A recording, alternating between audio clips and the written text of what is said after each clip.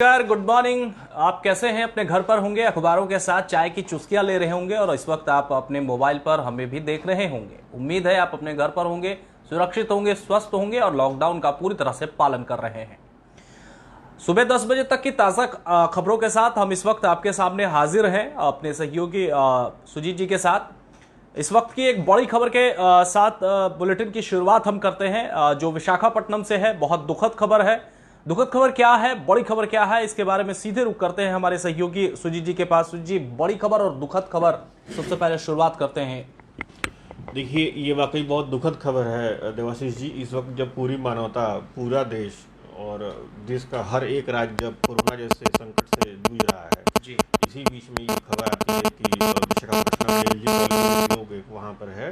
तो वो आज सुबह तड़के तड़के जो 3 बजे, जब सब 3 बजे जब सब पूरी दुनिया जब गहरी नींद में होती है, उस समय अचानक गैस का रिसाव हो जाता है। और गैस का रिसाव होने के बाद से लोग वहाँ पर तड़पने लगते हैं। और वो बहुत ही हृदय विदारक दृश्य है वो। लोग चलते चलते रोड पे तड़प रहे हैं, गिर रहे हैं जी।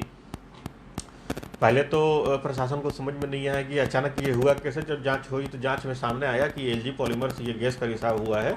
और गैस जो है आर वेंकट चलम कोई गांव है वहाँ पे हुआ है ये। और गैस का रिसाव का अंदाजा ये लगा लीजिए कि 1 से 1.5 किलोमीटर तक तो उसका अति प्रभाव था। लेकिन टोटल इन्फेक्टेड एरिया 2 से 2.5 किलोमीटर तक का था जी। अभी तक जो सूचना आ रही है उसमें तकरीबन 8 लोग नहीं हैं, उनकी मृत्यु हो चुकी है जी। और 1000 से ज़्यादा लोग जो हैं अभी प्रभावित हुए हैं। इनफैक्ट ये भी सूचना है कि आसपास के जितने गांव हैं, जिसमें शायद 4 या 5 गांव हैं, उनको खाली भी कराया जा रहा है। उसमें अब जो है एनडीआरएफ और एसडीआरएफ दोनों टीमें लगी हुई हैं। फिलहाल ऐसी सूचना आ रही है कि स्थिति जो है थोड़ी कंट्रोल में बताई जा रही है। जांच भी शुरू हुई है। जी। खुद वाईएस जगनमोहन रेड्डी जो हैं आंध्र प्रदेश के सीएम, उन्होंने जांच के आदेश भी दिए हैं। वेस्ट जोन के एसीपी हैं स्वरूप रानी, उनका भी स्टेटमेंट आया है कि हम लोग जांच कर रहे हैं। फिलहाल जितने प्रभावित हैं उन सबों का इलाज चल रहा है, हॉस्पिटल में एडमिट कराया गया है। लेकिन ये दुखद है। एक तरफ हम लोग जहाँ पूरी देश जब कोरोना से हाँ, क्योंकि फिर वहाँ पे कोरोना के भी इन्फेक्टेड हो सकता है वहाँ हो, फिर उसी बीच में ये भी, तो ये दुखद है। और ये डॉक्टरों के लिए फिर एक सहनशीलता और परीक्षा की घड़ी है, तो किस तरीके से फिर वो कंट्रोल करते हैं। और हमारे जो कोरोना वॉरियर्स जो ऑलरेडी कोरोना से बचने के लिए लड़ाई लड़ रहे हैं, उनके लिए फिर ये दोहरी जिम्मेदारी आ गई है कि वो वहाँ गैस रिसाव के बाद वहाँ की जो सिचुएशन है उसको कैसे कंट्रोल करेंगे। लेकिन फिलहाल खबर है कि स्थिति शायद एनडीआरएफ और एसडीआरएफ लगी हुई है और उम्मीद है कि कंट्रोल होना चाहिए। जी बिल्कुल। तो ये देखिए, शुरुआत हमने की बुलेटिन की एक दुखद खबर के साथ, चूंकि जिसमें 8 लोगों की अभी तक मृत्यु होने की खबर मिली है। गैस रिसाव केमिकल की एक फैक्ट्री थी जिसमें गैस रिसाव हुआ है, जिसके कारण और बताया ये भी जा रहा है कि आसपास के जितने भी और गांव हैं उसमें एक ऐसी बदबू और गंध फैल रही है जिससे लोगों की आंखों में जलन हो रहा है। चूंकि केमिकल है, स्वाभाविक सी बात है। आपको भोपाल गैस कांड याद ही होगा, बहुत ही दुखद खबर था। उम्मीद नहीं करें कि हम, भगवान नहीं करें कि ऐसा दोबारा फिर से कोई कांड हो।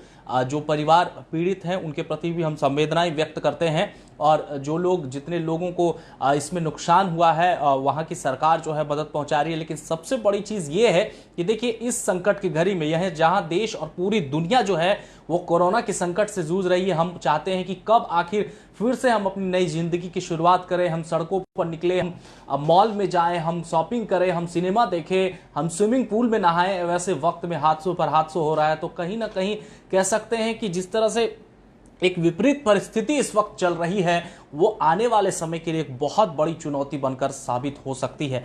चलिए रुक कर लेते हैं, सुबह का वक्त है दूसरी बड़ी खबर के साथ। केंद्रीय विद्यालय आज से कुछ काम करने जा रही है।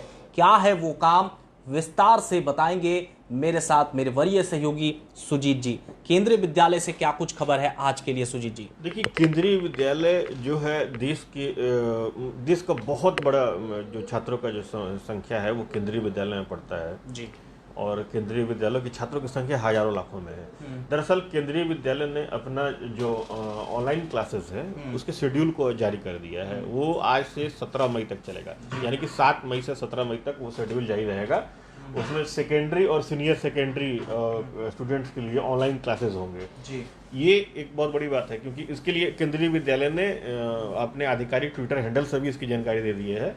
और कौन कौन से क्लासेस होंगे इसके विषय में डिटेल्स भी जारी कर दिए गए हैं। आप अगर उनके उस पर जाएंगे तो आप डिटेल्स को देख सकते हैं। और उसमें ये भी बताया गया है कि चूंकि बहुमूल्य समय है इस समय पढ़ाई का, कोरोना और के कारण तमाम लोगों का वक्त जो है वो जाया हो रहा है, तो इस समय का उपयोग हो इसलिए इसे ऑनलाइन क्लासेस के रूप में शुरू किया जाएगा।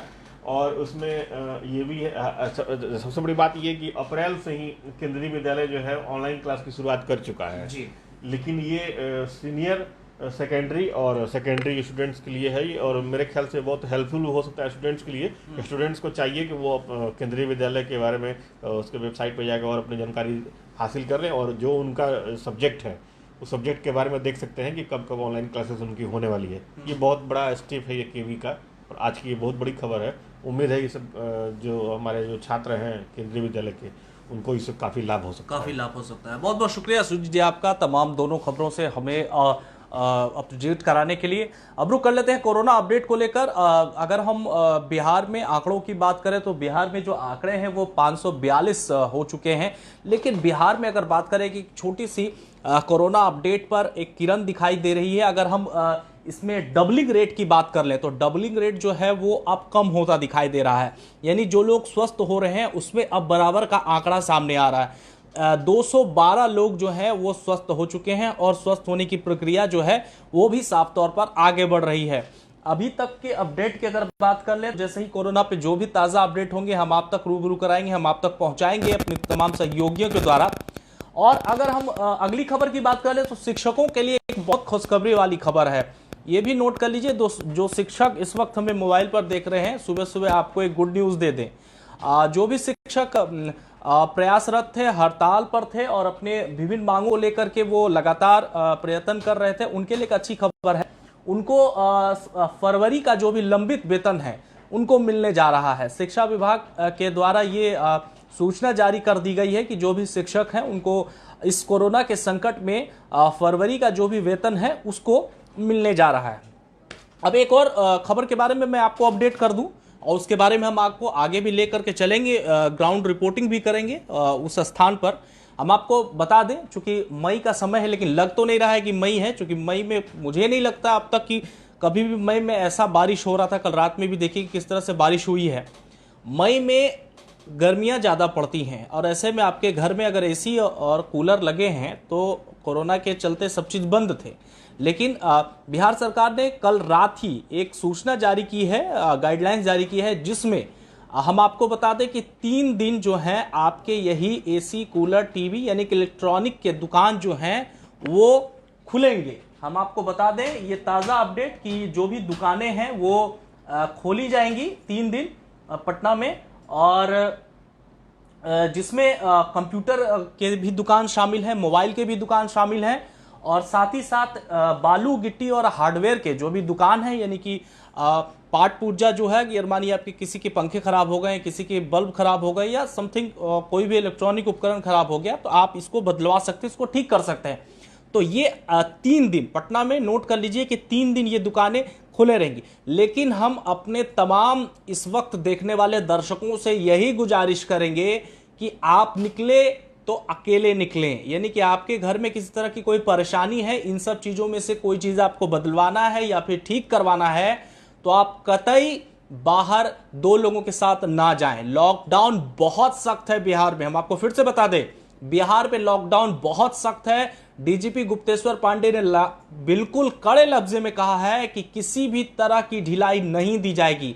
यानी बहुत सारे लोगों को देखा जाता है कि चलिए किसी को एसी चेंज कराना है, किसी को पंखा चेंज कराना है, तो लोग अपने बच्चों को मोटरसाइकिल में, गाड़ी में बैठा करके निकल जाते हैं। तो ऐसा ही दर्शकों आपको कतई नहीं करना है। आप निकले घर से, अकेले निकलें और उस काम को करवा के तुरंत घर आ जाए और फिर से घर पर रहें। भाई छुट्टी है, थोड़ा सा तो इस छुट्टी का मज़ा ले लीजिए। कल से तो फिर ज़िंदगी वही पटरी पर लौटनी है, हर काम पे जाना है।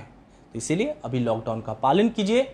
और हाँ, द एसडी न्यूज़ हमेशा देखिए, देखना ना भूलें। अगर अभी तक हमारे फेसबुक को आपने लाइक नहीं किया है तो ज़रूर लाइक कर दीजिए। अपने तमाम सहयोगियों से यही उम्मीद करेंगे, सुबह का वक्त है, घर पर एंजॉय करें, अच्छे अच्छे व्यंजनों का मजा लें और द एसडी न्यूज़ देखते रहें। स्वस्थ रहें, सुरक्षित रहें और अपना बहुत ख्याल रखें। नमस्कार।